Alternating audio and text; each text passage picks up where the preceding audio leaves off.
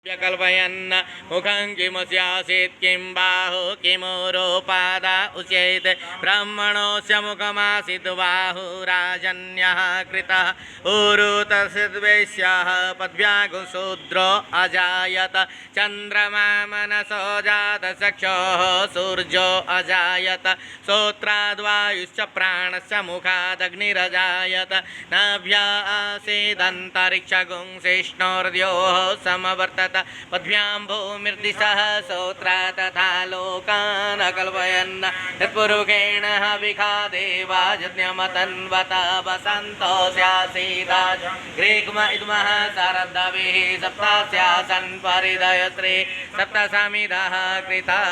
देवादित्यनन्तन्वाना अवदन् पुरुकं पशुं यज्ञेन यज्ञमयजन्त देवास्तानि धर्माणि प्रथमान्यासन्नाते हनाकं महिमान